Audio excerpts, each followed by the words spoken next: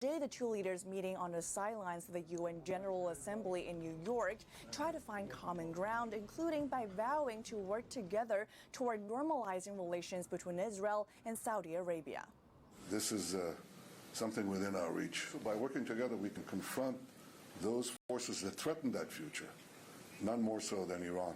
Netanyahu says such an agreement will help to end conflict among Israel, Arab states, and the Palestinians. And the Biden administration says such a mega deal would help to stabilize the Middle East. We can make history. Together. Biden today also met with Brazilian President Lula, who just recently criticized the Biden administration over its sanctions targeting Cuba and military aid sent to Ukraine. But Biden and Lula today vowed to work together on promoting workers' rights. They'll build the infrastructure we need to keep our economy strong. So we have to empower them as well. And as Biden's UN trip draws to an end, Biden says he looks forward to hosting Netanyahu later this year here at the White House. Reporting from the White House, Iris Tao, NTD News. Presiding over the Senate in shorts instead of a suit and tie. Pennsylvania Senator John Fetterman today back on the Senate floor after Senate Majority Leader Chuck Schumer ditched the enduring tradition.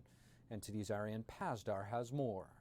No suit for U.S. Senator John Fetterman on Wednesday. The Pennsylvania senator presided over the Senate for the first time since the Senate ditched its dress code. Earlier this week, Senate Majority Leader Chuck Schumer decided to stop enforcing the dress code, saying senators are able to choose what they wear on the Senate floor. Fetterman is known for sporting hoodies and shorts. For that reason, he previously had to participate in Senate votes by standing at the door.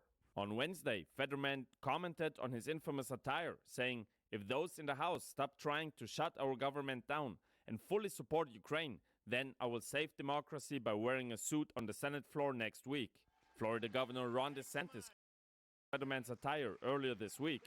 To show up in the United States Senate with that and not have the decency to put on proper attire, I think it's disrespectful to the body. We need to be lifting up our standards in this country, not dumbing down our standards in this country. In response to ditching the dress code, 46 senators sent a letter to Schumer writing, "The Senate is a place of honor and tradition. The world watches us on that floor, and we must protect the sanctity of that place at all costs. Allowing casual clothing on the Senate floor disrespects the institution we serve and the American families we represent." As you can see in this clip, House Speaker Kevin McCarthy also criticized the rule change. Watch. Less than 13,000 people have ever given the privilege of being a member of Congress. You're a U.S. Senator for an entire state, but you're going to change all of the Senate rules simply so someone could wear gym clothes onto the floor? I don't know that they'd let them wear gym clothes into other places of work. And Maine Senator Susan Collins joked Monday that she might wear a bikini on the Senate floor from now on. And Fetterman defended his attire, telling CNN there are much more important kinds of issues we should be addressing, instead of how I dress like a bum. The senator also started selling related merchandise, like this piece, which reads, "I vote in this hoodie." The Senate's dress code was informal before Schumer dismantled it. And staffers of senators still have to wear suits on the Senate floor. Ariane Pazdar, NTD News. Turning now to inflation, as high prices continue to dig into the pockets of many Americans, the Federal Reserve once again holding its interest rate steady. But officials are now saying that one more rate hike could be on the horizon. The benchmark lending rate is stopped at a 22-year peak, marking the Fed's second interest rate pause so far this year. As of now, the central bank is waiting for more data to come in before making the next move. And what does the auto workers' strike tell us about the broader state of the economy? An expert will join us to share his thoughts on the disruptions happening in the labor market.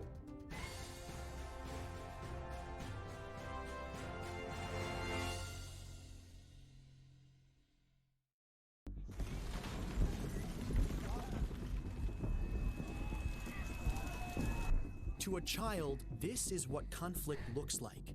Children in Ukraine are caught in the crossfire of war, forced to flee their homes. A steady stream of refugees has been coming across all day. It's bitterly cold. Lacking clean water and sanitation, exposed to injury, hunger. Exhausted and shell-shocked from what they've been through. Every dollar you give can help bring a meal, a blanket, or simply hope to a child living in conflict, please call or go online to GiveNowToSave.org today with your gift of $10 a month. That's just 33 cents a day. We cannot forget the children in places like Syria, born in refugee camps, playing in refugee camps, thinking of the camps as home. Please call or go online to GiveNowToSave.org today with your gift of $10 a month. Your gift can help children like Ara in Afghanistan, where nearly 20 years of conflict have forced the people into extreme poverty. Weakened and unable to hold herself up, Ara was brought to a Save the Children center where she was diagnosed and treated for severe malnutrition. Every dollar helps. Please call or go online to GiveNowToSave.org today with your gift of $10 a month, just 33 cents a day. And thanks to special government grants that are available now, every dollar you give can multiply up to 10 times the impact. And when you use your credit card, you'll receive this special Save the Children tote bag to show you won't forget the children who are living their lives in conflict. Every war is a war against children. Please, give now.